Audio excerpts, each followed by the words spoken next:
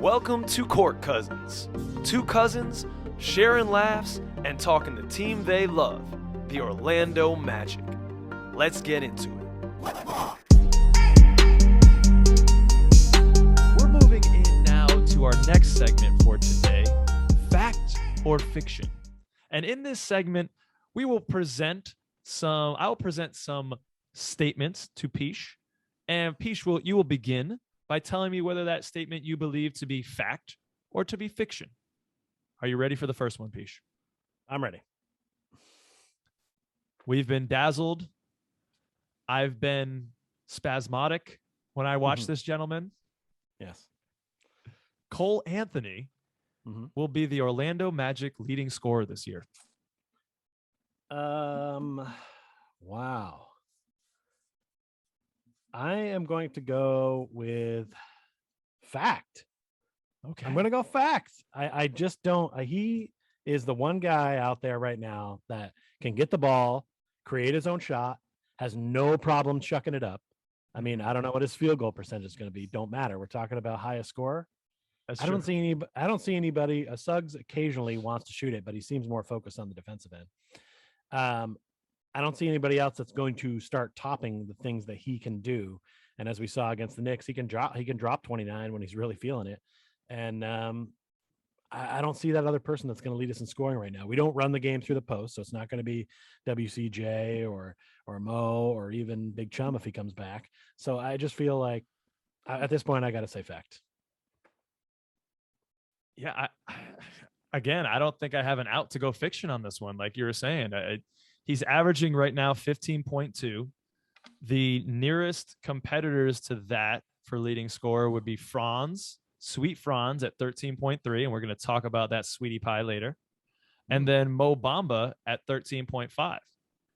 And I guess that I could make an argument for Mo. I mean, you say we don't really run out of the post, which we haven't, but I think Mo has the most well-rounded skill set to be a top scorer if he can put it together. And right out the gate, I think he had 16 in the first game, something like that.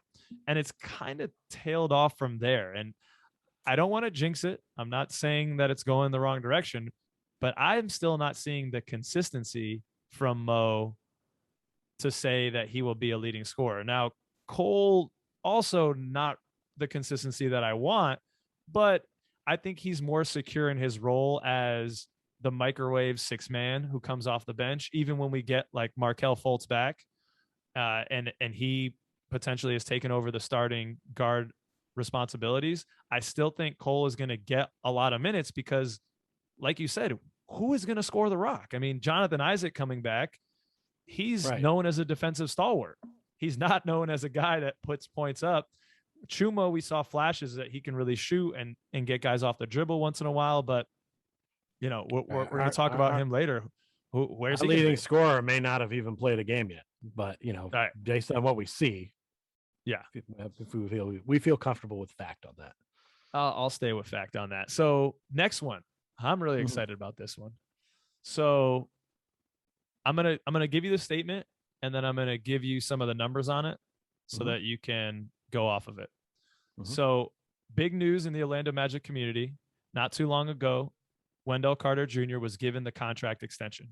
So the fact or fiction statement is Wendell Carter Junior's contract extension is a bargain. And before you answer, here are some numbers for this. This is the way that the contract works. So it's 4 years, $50 million. The first year he's making 6.9, then 14.15, then 13, then 11.9, then 10.5. I just read 5 years. So actually the last four, those are the only ones in the contract. 14.15, 13, 11.9, and then the last year, 24-25, he's making 10.8. What say you, Pich? Okay. I say fact. Especially with the amounts of money that you saw some scrubs and bench players getting in this offseason. Here's a guy that's a young player, has shown a lot of promise, isn't a starter. And by the end of this contract is going to be just such a bargain. It's a bargain now. 5 years down the road, it would be a bargain. I think At some point, there might have to be talk of a restructuring because it's so good. But we'll cross that bridge when we get to it. Yeah, I think it's a deal. Fact. Yeah, I looked up the highest paid centers on average per year, and this contract puts him at the 16th highest paid center. So right in the middle of the league, like right middle of the pack. That seems fair right there, yeah. Sure. I mean, it's totally fair for where he's at right now.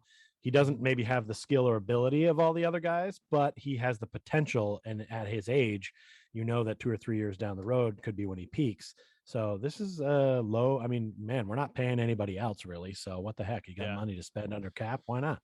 And this isn't, I mean, if anything, that's a really tradable contract. Even to trade to a team to have a super duper solid backup center.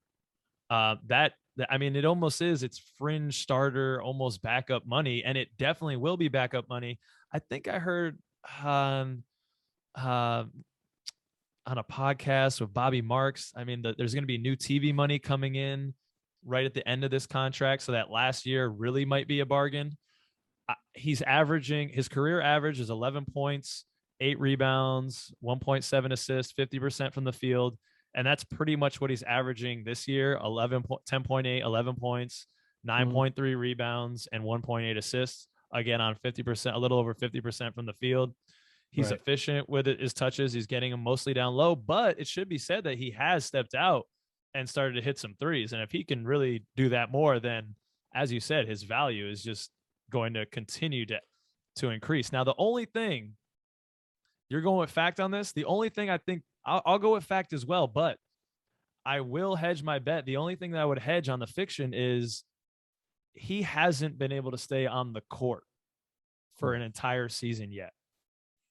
So if you're asking me, am I going to get a healthy Wendell Carter? This is immediately a fact.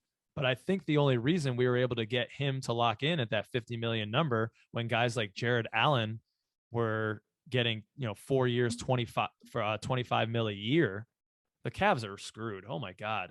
They're so screwed. They have so much money tied up in that. That's ridiculous. They're paying guys left and right. They paid Lauri Markkanen. Like, what are you? Anyways, Point made. He's one of those guys that, like in Caruso, it's like if these guys are getting that much money moving around to be on the bench or just be a spark guy, then why can't this guy, who has potential to be an all-star, really, honestly, like a couple years down the road if he keeps developing? Yeah, pay the man. Pay the man his money. And if that's the only caveat, if he can stay on the court, because again, he hasn't played a full season all career. And I think that's why he took the money right now. It's all guaranteed money. So $50 million is generational wealth. I mean, you're good now, Wendell. Like, he's good. I think before he was probably good, but congratulations to him and congratulations to the team. I think it was a great bargain. All right. This one, I'm excited about this one. This has been heating up around the interwebs. Franz Wagner is a legit contender for Rookie of the Year at this point. I'm going to be honest with everybody. I could argue this point either way, but I think the one that makes the most sense to me is yes. Right now, he is in the conversation. He's playing well. He's hustling. He's all over the place. He's shooting the ball well. He's getting starter minutes, and I mean, you can kind of see him developing. He already looks better in game 3 and 4 than he did in the preseason. Like it's. I'm not saying he's going to continue to rise that fast, but who else has been playing that's a rookie? Cunningham hasn't played yet. Some of the other guys haven't quite played to their potential. I think if you look at the numbers, he's in the top 5 probably in some categories or around there. So yeah, he is technically a legit contender right now. Will he remain there? That's not the question. Fact. Yeah, at this point is really the kicker for this question. At NBA_math, again, shout out to them. They did a similar graphic with all the rookies. And Franz is right on the right-hand side of that graph with some other guys that are much more notable in terms of names than he is. And this year, he's averaging 13.3 points, 4.3 boards, 2 assists on 48.9% from the field, 35% from 3, with a player efficiency rating of 13.7. So player efficiency is just, I don't know, some algorithm of statistics that tries to measure how effective a player is in all their minutes. Other guys, I mean, Jalen Green is the big one, I think, that people think are really he's going to win the Rookie of the Year. He had the best odds, I believe, or second best odds, right behind Cade on most booking sports books. He's averaging 14.5 points, 4 rebounds, 2.5 assists. So numbers slightly better, although Franz is getting more boards.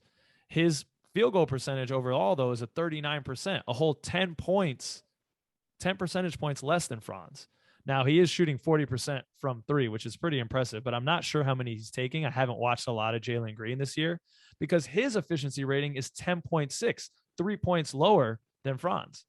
Now, the dark horse in this Rookie of the Year campaign, who may take it all out of nowhere, is Chris Duarte from the Indiana Pacers. And I have been watching a little bit of Indiana Pacers because I bet on not Domantas Sabonis, Miles Turner. I bet on Miles Turner to pull down 9 rebounds. You're a center, bro. Pull down 9 rebounds. Come on. That guy, he put up like 4 rebounds. He had 1 blowout game and then he's been nothing. Yeah. Anyways, I'll voice my opinions on guys getting rebounds later. I have been watching a little bit of Pacers. That's my point. All right. I've put some money on the Pacers at times. And so I've been watching a little bit. And Chris Duarte is tearing it up. He's currently averaging, as a rookie, 19.8 points, pretty much 20 points, 4.8 boards, 2 assists on 41.2 field goal percentage, and 44.8 from 3. He's just knocking him down as a marksman. His player efficiency rating is a little bit less than Franz at 13.1, but Chris Duarte, I mean, the guy, I think he's 23 or 24. He was a 4-year college guy, whereas Franz came off after his sophomore year. So Franz is much younger, but he's still competing with these guys, and he's getting better and better every day. Now, if this question were, is he going to be Rookie of the Year? I would probably say fiction, just because when we get Chuma back, hopefully, when we get Jonathan Isaac back, we do have a little bit of a logjam at the 3-4 position there. And he might not get as much playing time as Jalen Green or Chris Duarte. And of course, holding out for our boy Jalen. We're not giving up on him. I think we can see that Jalen's ceiling is very, very high, although it's not like Franz has a low ceiling at all. I feel like every game he's getting better, and he just keeps rocketing up exponentially. What you had here today was you had 3 facts, ladies and gentlemen. We hit you with the 3. That's really what it gets down to. Yeah, I guess we probably should have put up a couple that we might have disagreed on. That we'll have to work on that next time. Well, we don't really discuss all that stuff necessarily beforehand. We want there to be a little mystery. Yeah. Right now, if it's all facts, that means we're feeling good about stuff. And as a 1-3 team, if you're feeling good, enjoy the ride. It's that time again when the Pich points out, this is something.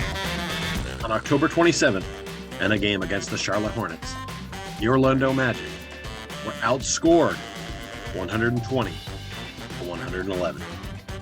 This is something.